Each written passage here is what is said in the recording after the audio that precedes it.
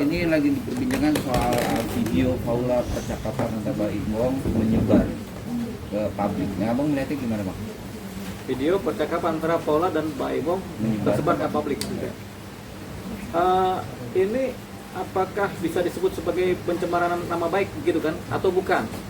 Tergantung. Kalau dua-duanya menganggap ini biasa saja, nggak ada persoalan. Jadi kalau Mbak Imbong maupun si Paula merasa tidak keberatan percakapan tersebar, itu berarti nggak ada persoalan. Tapi kalau salah satu merasa keberatan, ini baru persoalan. Nah, persoalannya tinggal apakah ini persoalan publik semata atau ini menjadi persoalan pidana. Tergantung lagi. Kalau si yang keberatan yang melaporkan ke kepolisian terjadi pencemaran nama baik karena privatisasi terbuka ke publik mengenai kemudian yang bisa diduga mencemarkan salah satu pihak ini, dia lapor polisi, baru ini menjadi persoalan hukum. Oke, Bang, ini kan pertanyaan kan soal keputusan kemarin itu dengan kata perselingkuhan, aib, dan juga ada istri yang durhaka.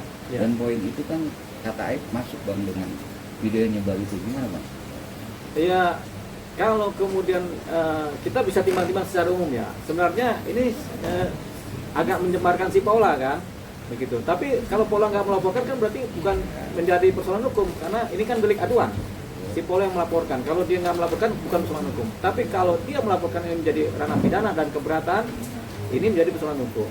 Tapi kalau dia laporannya ke Dewan Pers, ini menjadi persoalan pers di mana ada hak jawab, begitu. Jadi ada persoalan hukum, ada persoalan publisistik dunia pers, gitu. Undang-undang pers kan, ada undang-undang hukum yang sifatnya pidana, pers. Nah, sekarang kita lihat Paula melaporkan kemana ini? Oh, dia melaporkan ke Dewan Pers. Berarti ini menjadi persoalan pers. Artinya tata krama berpers. Apakah kemudian satu atau dua kelompok media ini kemudian dianggap sebagai melanggar undang-undang pers apa tidak? Itu kemudian akan dibahas lewat Dewan Pers. Nanti akan ada teguran administratif tertulis bahkan pencabutan media kalau memang terdaftar di Dewan Pers kan di persnya. Nah, ini menjadi persoalan administratif begitu. Persoalan apa? Kepengurusan Dewan Pers dengan anggota-anggotanya. Mungkin juga ada pemberitahuan dari Dewan Pers, oke, untuk masalah ini jangan diekspos karena ini melanggar undang-undang pers begitu. Pasti teguran dulu. Nah, ini juga terkait dengan hak jawab. Jadi ketika Paula melaporkan ke Dewan Pers, tentunya nanti ada hak jawab. Ini kemudian dimusyawarahkan, diselesaikan secara adat pers gitu. Pasti begitu. Jadi bukan persoalan pidana. Beda kalau Paula melaporkan ini sebagai suatu persoalan pidana. Dia merasa tercemarkan nama baiknya, dia lapor ke kepolisian kan, menjadi laporan hukum pidana. Bang, tadi pihak Paula sendiri sudah ada wacana untuk melaporkan akun yang menyebarkan. Tapi kan dia lebih ke lapor ke Dewan Pers dulu ya, Bang? Ya. Menurut Abang langkahnya benar seperti itu apa lebih baik? Iya, berarti kan dia tidak dalam maksud memidanakan seseorang atau satu subjek hukum yang melapor, yang membuat cerita ini kan. Jadi dia lebih nampaknya lebih berposisi supaya udah laporanlah ke Dewan Pers, lebih bijak lah. Kenapa? Dia beranggapan atau kelompoknya beranggapan bahwasanya ini terkait dengan kebutuhan-kebutuhan media pertama. Ini terkait dengan tanggung jawab pers gitu. Jadi karena ini lebih tanggung jawab pers, dia laporkanlah. Tujuannya apa? Cuma teguran aja Pak. Tujuannya si Paul ini supaya ditegur ini media ini. Beda kalau dia lapor ke, atau dia wacana, saya lapor ke polisi nih, berarti udah ada niat untuk mempidanakan seseorang karena mempermalukan kan begitu. Atau siapa yang melakukan ini kemudian dipidanakan. Tapi tampaknya belum ke sana. Sepanjang dia belum bikin laporan polisi, kita beranggapan, atau sekarang sepanjang dia baru lapor ke Dewan Pers, berarti dia hanya minta supaya ini ditegur secara administratif oleh Dewan Pers. Itu aja paling. Bang, terbaru kan Paula sendiri mengadukan Mbak Imbong atas kekerasan gender ya, Bang ya. Iya. Tapi ke Komnas Perempuan. Menurut Abang langkahnya lebih baik ke Komnas Perempuan apa langsung pidana sih, Bang? Sebenarnya ke Komnas Perempuan itu tujuannya untuk menceritakan banyak hal lewat curhatan. Kemudian akan dijawab oleh Komnas HAM dengan posisi-posisi mana sebaiknya dilakukan. Jadi ketika Paula melaporkan ke Komnas HAM, ini masih sifatnya non litigasi. Ini sifatnya masih bukan posisi hukum, masih sifatnya curhat dan minta tanggapan karena sepanjang masanya Komnas Perempuan ini hanya untuk memberikan masukan kepada orang yang menjadi korban, mendampingi, melindungi dan memberikan cerita tentang hak-hak seorang wanita. Tapi kemudian kalau jadi ini masalah hukum, pasti Komnas HAM kalau melihat ini memang ada posisi hukum pidananya, dia akan menyarankan supaya seorang Paula melaporkan ke kepolisian. Dalam artian berarti baru konsultasi ya kalau ke Komnas Perempuan istilahnya gitu. Bukan konsultasi juga, konsultasi pertama iya, kemudian ya, memberikan cerita juga iya, kemudian mendapatkan masukan-masukan dari Komnas Perempuan.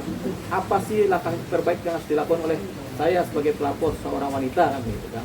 Nah, kalau kemudian ada temuan-temuan dari pihak Komnas Perempuan bahwasanya memang ada dugaan KDRT, setelah lihat gambar-gambar bukti-bukti memang ada kekerasan baik seksual maupun kekerasan psikis atau kekerasan fisik kepada seorang wanita, Komnas Perempuan akan memberikan rekomendasi kepada siapa? Kepada sekolah untuk ya udah Anda buatlah laporan kepolisian supaya ini diproses secara pidana karena ini ada dugaan tindak pidana yang dilakukan oleh misalnya seorang Baim Wong. Bang, kan Paula sendiri sudah punya bukti dan dia datang ke Komnas juga bawa bukti Bang, tapi dia lebih milih ke Komnas. Ada kemungkinan nggak sih kalau Paula sebenarnya masih nggak tega sama Baim kalau mempolisikan mantan suaminya Bang? Kita bisa lihat tendensi-tendensinya seorang Paula dan kelompoknya ya dengan pengacaranya, bahwasanya mereka lebih kepada jalur yang kalau bahasa umumnya sih jalur curhatan gitu kan, dengan dampaknya adalah paling teguran gitu. Jadi tampaknya mereka masih bijak, mungkin masih bijak sih seorang Paula ini, karena kalau dia bikin laporan pidana ini yang kena nanti mantan suaminya, yaitu bapak dari anak-anaknya. Mungkin itu pertimbangannya, jadi Paula tidak melaporkan ke ranah pidana gitu. Jadi dia paling supaya nanti Baim dipanggil, dia lapor ke Komnas HAM, Komnas Perempuan, nanti Baim dipanggil sama Komnas Perempuan untuk ditegur, diberikan teguran-teguran kan begitu. Ujungnya kan begitu selesainya. Nah, tapi kalau Paula kemudian melaporkan pidana, berarti dia udah siap bapaknya, anak-anaknya akan diproses secara hukum pidana. Tapi dengan aduannya Paula ke Komnas sendiri, dampak terberatnya bagi Baim apa cuma dipanggil atau gimana Bang? Ya, pertama kan ketika Baim sendiri dipanggil di Komnas Perempuan kan pasti kan diceritakan duduk soal masalahnya, kemudian diberikanlah nasihat-nasihat, teguran-teguran, paling tinggi, sehingga Baim diajarkan lagi, diedukasi lagi mengenai gaya seorang laki-laki yang baik bagaimana, paling begitu gitu, karena yang dilaporkan cuma ke Komnas Perempuan. Tapi kalau yang dilaporkan ke kepolisian, PPA misalnya, Unit Perlindungan Perempuan dan Anak, ya bisa masuk si Baim kalau ada bukti-bukti KDRT masuk pidana. Nah, tampaknya seorang Paula belum tega melakukan itu. Tapi disesalin nggak sih Bang, ini kan perkara perceraian, kenapa saat di persidangan bukti-bukti dugaan ada KDRT dia nggak sodorin ke hakim Bang untuk pembelaan diri sendiri? Ya, kita nggak tahu apakah sudah disampaikan di persidangan apa tidak, atau sudah dijadikan dalil-dalil atau tidak, kita belum tahu karena kita nggak baca kan dokumen-dokumen putusan dan seterusnya kronologisnya. Tapi yang jelas biasanya setiap perkara-perkara perceraian itu akan didahului dengan dalil-dalil. Sudah tidak serumah lagi, sudah tidak memberikan nafkah, sering terjadi kekerasan dalam rumah tangga, apalagi ada perselingkuhan, ada perzinahan, biasanya itu ada percakapan yang terus-menerus, itu sehingga akhirnya dijadikan dalil oleh para pihak untuk kemudian meminta bercerai. 86 laporan atau gugatan seorang Baim itu secara analis Abang itu udah tepat nggak sih Bang untuk fakta keputusan ini? Ya, kalau pakai ilmu pengacara, semakin banyak bukti semakin bagus.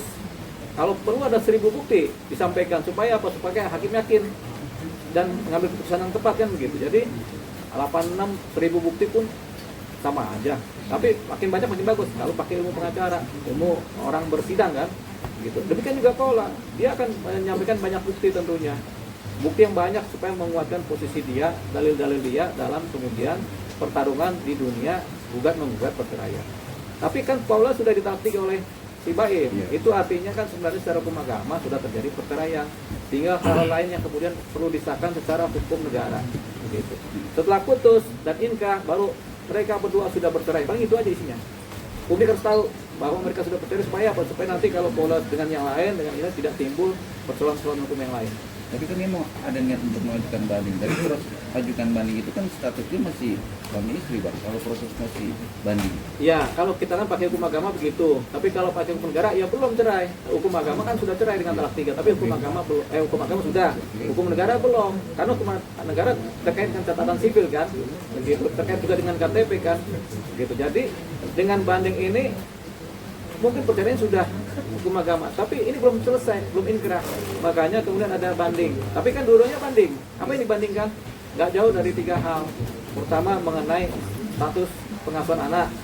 Yang kedua berkemungkinan mengenai harta gonogini, harta bersama.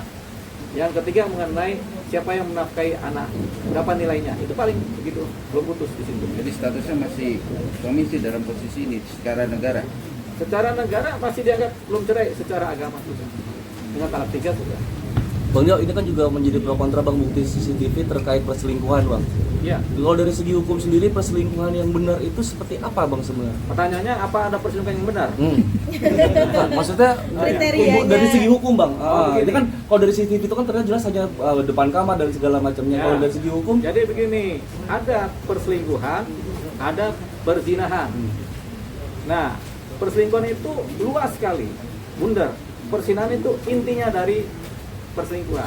Jadi orang berselingkuh belum tentu berzinah, tapi orang berzinah sudah pasti berselingkuh. Gitu. Jadi begini, perzinahan itu ada pasalnya, hukum pidana, KUHP kan. Barang siapa bersetubuh dengan yang bukan pasangannya, begitu kan, yang syah, nah itu dia berzinah namanya. Dia bisa dituntut dengan pasal perzinahan. Tapi perselingkuhan itu lebih luas. Perselingkuhan itu nggak berzinah pun, tapi kalau hati kita suka sama satu orang yang bukan pasangan kita, sudah bisa dianggap berselingkuh. Atau kita chatting-chatting mesra dengan orang lain yang bukan pasangan kita, itu udah berselingkuh, tapi belum berzina. Karena berzina itu harus dibuktikan persetubuhannya seperti apa, di kamarnya bagaimana, ada nggak noda-nodanya, apakah ada bercak-bercak, siapa saksi di dalam kamar, kemudian apakah mereka tidur bareng, kemudian apakah berpakaian apa tidak, itu penentu terjadinya perzinahan. Karena perzinahan itu intinya adalah persetubuhan dengan yang bukan dengan pasangannya. Nah, kalau perselingkuhan lebih luas, makanya kita bilang orang yang berselingkuh belum tentu dia berzina. Tapi orang yang berzina sudah pasti berselingkuh. Karena berselingkuh itu unionnya lebih besar dia.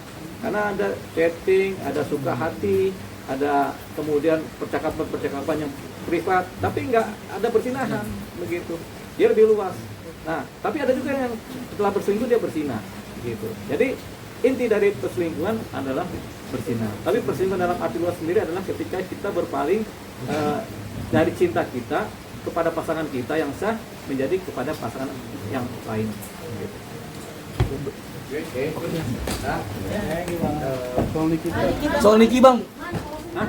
Soal Nikita. Oh ini kita lagi. Iya.